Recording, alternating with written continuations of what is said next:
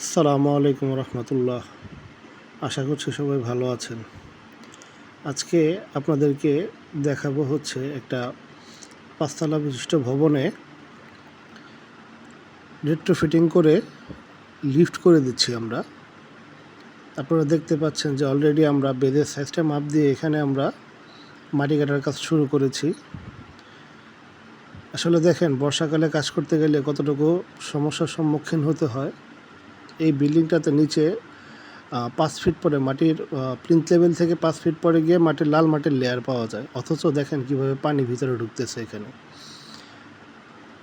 একটা হলো যে আপনার গ্রাউন্ড ওয়াটার যেটা শুধু নিচ থেকে পানি ওঠে, বাট এখানে একটু খেয়াল করলে দেখতে পারবেন যে এখানে আপনার চারপাশ দিয়ে পানি আসতেছে। গ্রাউন্ড ওয়াটারও উঠতেছে, ডান দিক থেকে বাম দিক থেকে চারপাশ দিয়ে এখানে সাথে সাথে পানি চলে আসতেছে।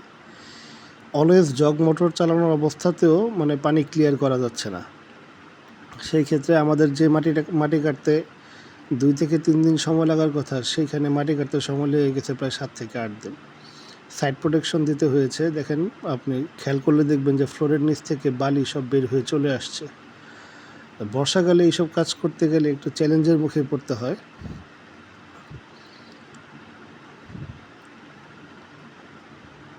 দেখতে পারতেছেন যে কীভাবে পানি ঢুকতেছে এটার ভিতরে। সব পানি ঢুকলে আপনার এটা একটু ভয়েরও বিষয়। যদি চারপাশ থেকে পানির প্রেশারটা বেশি চলে আসে, সেই ক্ষেত্রে নিচ থেকে আপনার সকল বালি নেমে চলে আসবে। সেই ক্ষেত্রে আপনার বিল্ডিংটা ক্ষতিগ্রস্ত হতে পারে। এটাকে আমরা প্রোটেকশন দেওয়ার জন্য চারপাশ দিয়ে বাঁশ গেড়ে এখানে শিট ইউজ করা হয়েছে। 2 পাশের বাঁশকে আটকানোর জন্য মাঝখানে প্রফ ইউজ করা হয়েছে।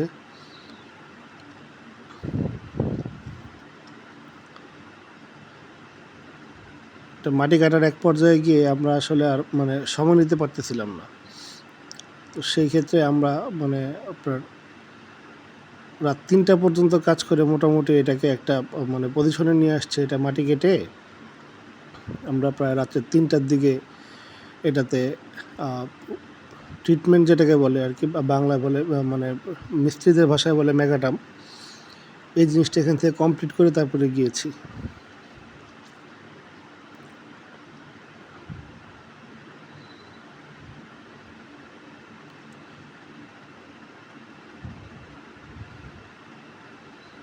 দেখেন কিভাবে চারপাশ থেকে পানি আসতেছে।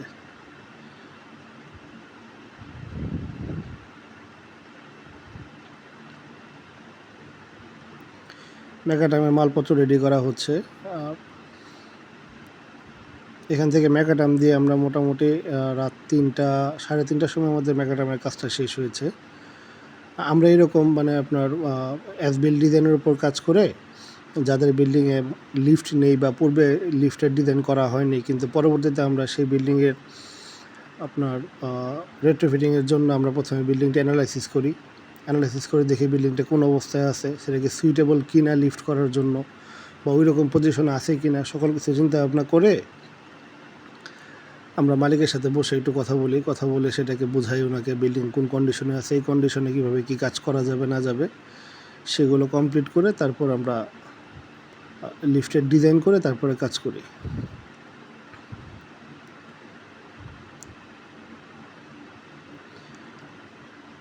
আসলে পুরাতন বিল্ডিংয়ে এইসব কাজ করতে গেলে খরচটা একটু বেশি পড়ে, এটা ব্যয়বহুল কাজ।